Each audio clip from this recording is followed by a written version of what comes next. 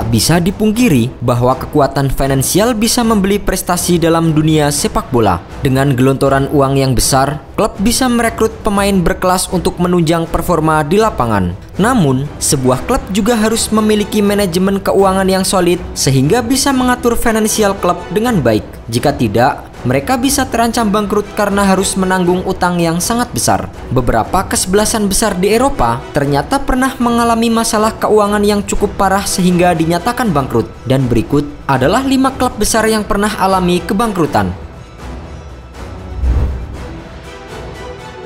Leeds United.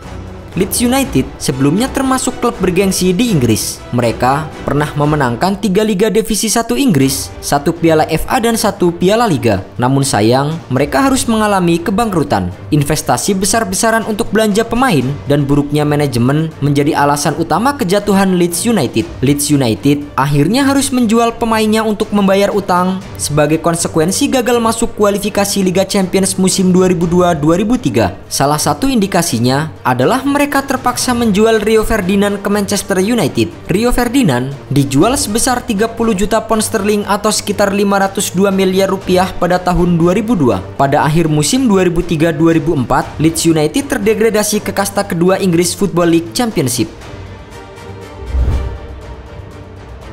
Glasgow Rangers.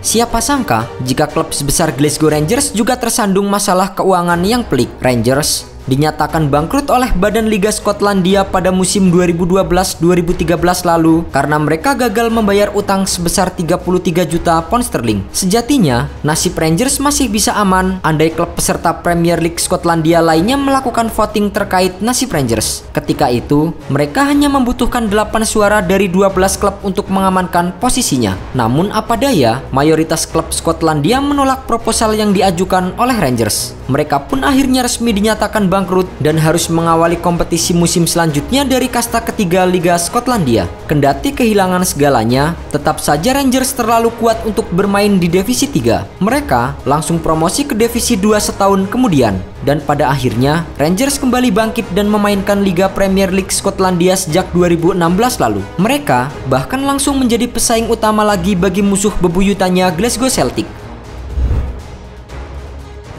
Parma.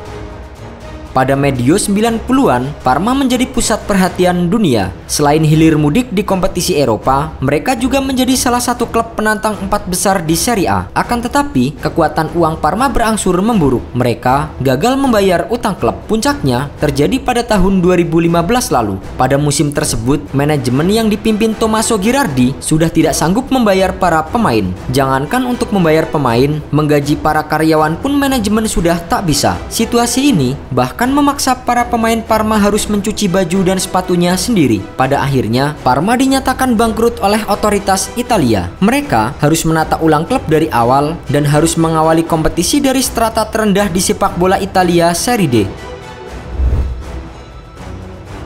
Napoli.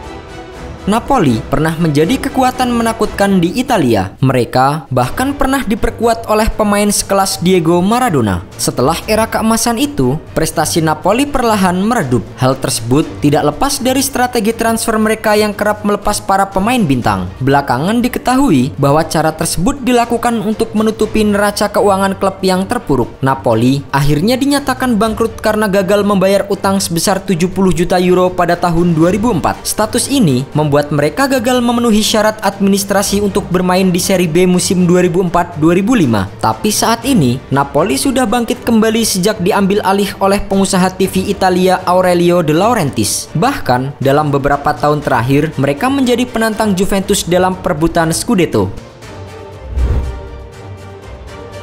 Fiorentina.